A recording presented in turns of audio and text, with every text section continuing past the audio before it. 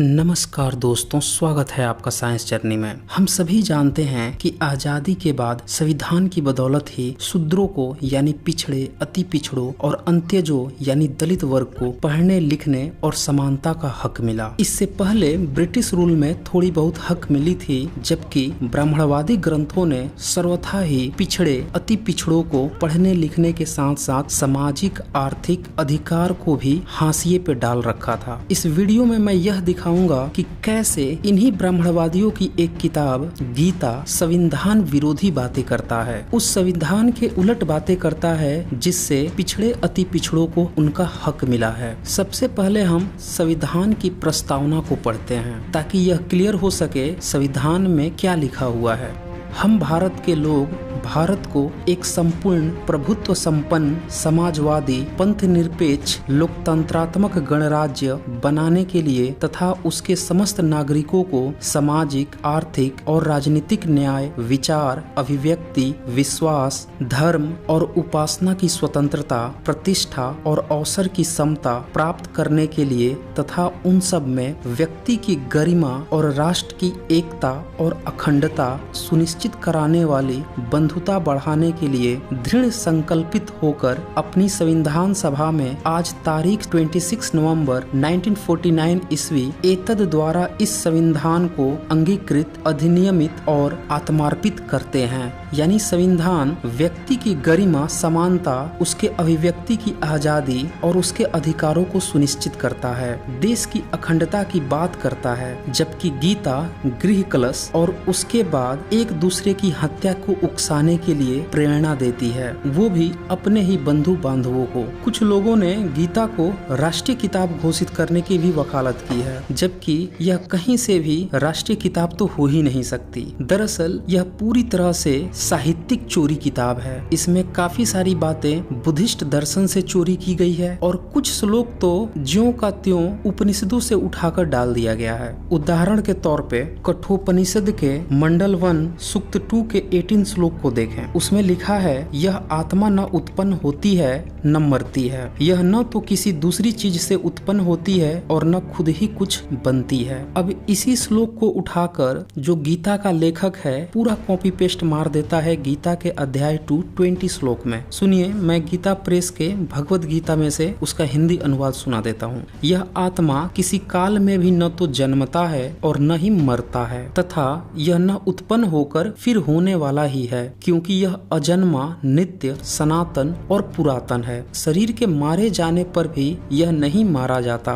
एक और उदाहरण देखें, कठोर उपनिषद के मंडल 1 सूक्त 2 19 श्लोक का हिंदी अनुवाद सुने। यदि मारने वाला आत्मा को मारने का विचार करता है और मारा जाने वाला यदि उसे मरी हुई समझता है तो वे दोनों ही उसे नहीं जानते, क्योंकि यह न तो मरती है और न मारी जाती है। अब गीता का जो लेखक है इस कठोर उपनिषद के इस श्लोक को उठाकर गीता के अध्याय 2 के 19 श्लोक में चेप देता है। इसे भी मैं गीता प्रेस की किताब से इसका हिंदी अनुवाद सुना देता हूँ। उसके अध्याय 2 19 श्लोक में लिखा है, जो इस आत्मा को मारने वाला समझता है तथा जो इसको मरा मानता है वे दोनों ही नहीं जानते, क्योंकि यह आत्मा वास्तव में न तो किसी को मारता है और न किसी द्वारा मारा जाता है। ऐसे और भी बहुत से श्लोक हैं जो गीता के लेखक ने साहित्यिक चोरी करके गीता लिखा है और इसे कृष्ण नामक किसी ईश्वर की वाणी बताकर हत्या करने को प्रोत्साहित करता है। जरा सोचिए, एक साहित्यिक चोरी की किताब कैसे किसी ईश्वर की वाणी हो सकती है। संविधान में साफ साफ लिखा है कि किसी का भी साहित्यिक चोरी करना अपराध है, यानी कि ये गीता साहित्यिक चोरी के नाम पर भी,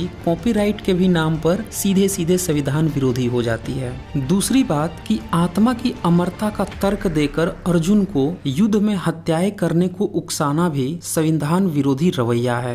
क्या कोई भी न्यायालय इस तर्क को मान सकता है कि कोई यह कहे कि संविधान हमें धर्म पालन की इजाजत देता है और हमारे धर्म के अनुसार, गीता के अनुसार आत्मा तो अमर है। हम अपने पति पटीदारों को, दुश्मनों को, अपने से असहमत लोगों की अगर हत्या भी कर देते हैं तो भी उसका आत्मा अजर है और अमर है। वो तो पुराने वस्त्र को त्याग कर नया वस्त्र ग्रहण कर लेगा। तो जब मैंने कोई हत्या ही नहीं की, मैंने तो अपने धर्म का पालन किया, अपने ईश्वर की कही बात को माना, तो फिर मेरे ऊपर अभियोग कैसा, दंड कैसा। इसीलिए भारतीय संविधान के मुख्य शिल्पी भारत रत्न बाबा साहब अम्बेडकर वॉल्यूम 5 पेज 364 पे लिखते हैं, मैं उसका हिंदी अनुवाद सुना देता हूँ। यदि कृष्ण किसी कत्ल के केस में बचाव पक्ष के वकील के तौर पर पेश हो और गीता में कत्ल के हक में जो कुछ उन्होंने कहा है उसी को अभियुक्त के हक में तर्क के तौर पर पेश करे, तो इसमें जरा भी संदेह नहीं है कि उन्हें पागल खाना भेज दिया जाएगा। यानी न्यायालय खुद गीता के तर्क को खारिज कर देगा। यानी गीता संविधान विरोधी साहित्यिक चोरी भर ही है।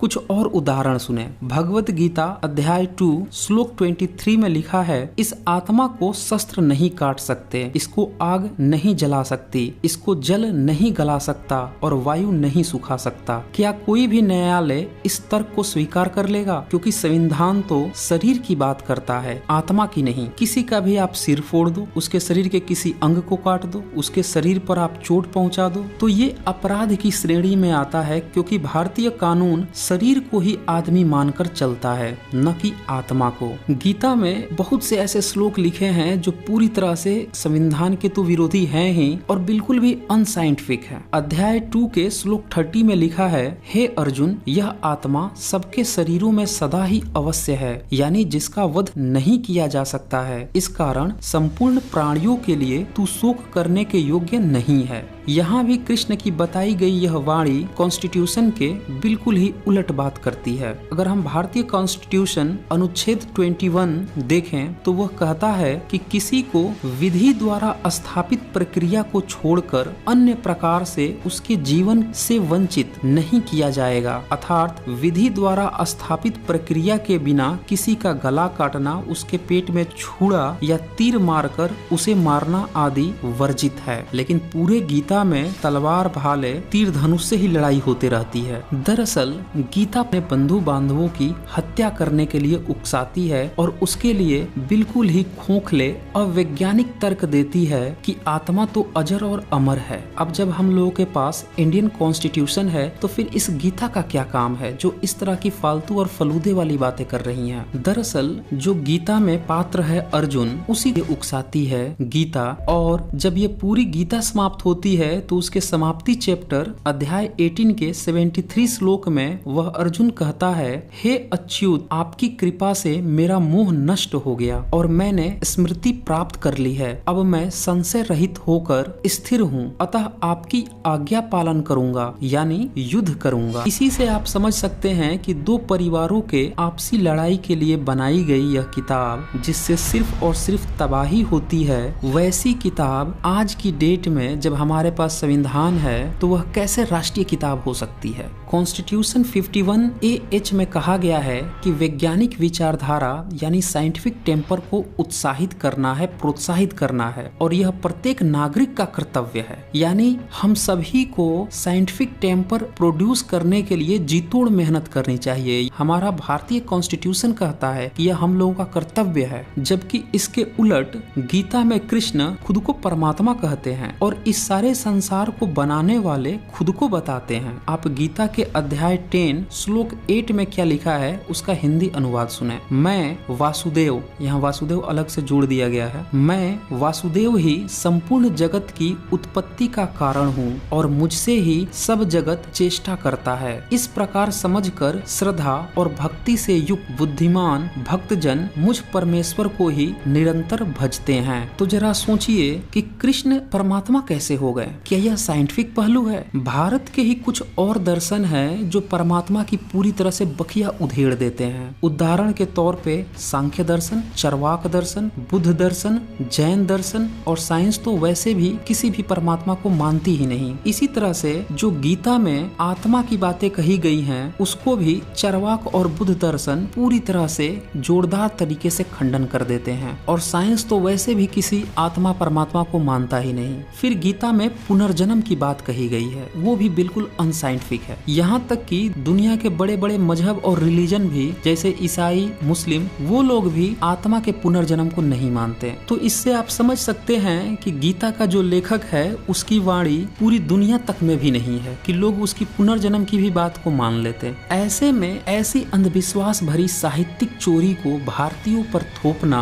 वैज्ञानिक विचारधारा का विरोध करना या सीधे कहें कि संविधान विरोधी नजरिया है। यही नहीं, इंडियन कॉन्स्टिट्यूशन भाईचारे को बढ़ाने की बात करता है, भेदभाव को खत्म करने की बात करता है, जबकि गीता में तो भयंकर भेदभाव और वर्णवाद भी है। आप गीता के अध्याय 9 के 32 श्लोक को देखें, उसमें लिखा है, हे अर्जुन, स्त्री, वैश्य, शूद्र तथा पाप योनि, चंडाल आदि जो कोई भी हो वो भी मेरे शरण होकर परम गति को ही प्राप्त होते हैं। यानी कृष्ण यहाँ पे यह कह रहा है कि यह जो भेदभावी वर्ण है, वैश्य, शूद्र और जो लोग चंडाल हैं, पाप योनि हैं, वो सब इसी ने बना रखा है, तभी तो वो अस्तित्व में है। यानी ये जो भेदभाव हो रहा है शूद्र, वैश्य, चंडाल, पाप योनि के बीच में, ये सारा का सारा कृष्ण द्वारा ही बनाया गया है। यानी भेदभाव का असली रचयिता ही कृष्ण है। और इसका प्रमाण भी गीता के ही अध्याय 4 के 13 श्लोक में दे देता है। उसका हिंदी अनुवाद सुनाता हूँ, उसे सुने। ब्राह्मण, क्षत्रिय,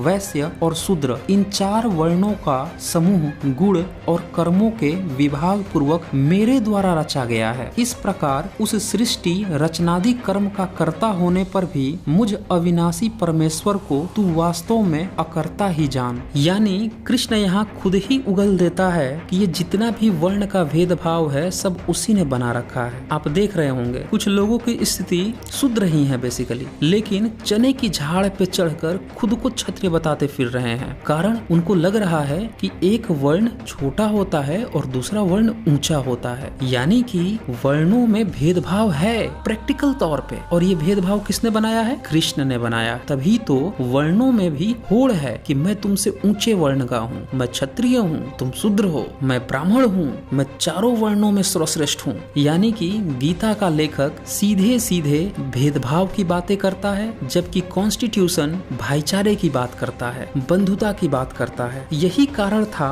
कि दलित पीड़ित मानवता के मसीहा, भारतीय संविधान के मुख्य शिल्पी, भारत रत्न बाबा साहब अम्बेडकर ने अपने वॉल्यूम 3 पेज 365 में कहा है, गीता प्रतिकांति की केंद्रीय शिक्षा चातुर्वर्ण्य को विशेष तौर पर सशक्त समर्थन देती है। गीता की आत्मा चातुर्वर्ण जाति पाति की रक्षा करना ही प्रतीत होती है। तो इस तरह से हम देखते हैं कि गीता पूरी तरह से मानवता विरोधी, बंधुचारा विरोधी, भाईचारा विरोधी और जिहादी मानसिकता की धार्मिक उन्माद पैदा करने वाली, गृह क्लश होने पर अपने ही बंधु बांधवों की हत्या करवाने को प्रेरित करने वाली एक धार्मिक षड्यंत्र मात्र है, जिसका 21वीं सदी में कोई भी काम नहीं है, क्योंकि हमारे पास इंडियन कॉन्स्टिट्यूशन है। तो दोस्तों, इस वीडियो को ज्यादा से ज्यादा शेयर कीजिए ताकि सभी भारतीयों में साइंटिफिक टेम्पर क्रिएट हो और वो समझ सके कि हमारे लिए कौन सी किताबें जरूरी हैं, इंडियन कॉन्स्टिट्यूशन जरूरी है या उसके उलट जो हमें गुलाम बनाई रही, अशिक्षित बनाई रही, आर्थिक तौर पर, सामाजिक तौर पर, शैक्षणिक तौर पर वैसी फालतू और फलूदे की किताबों की जरूरत है। तो दोस्तों, आज बस इतना ही।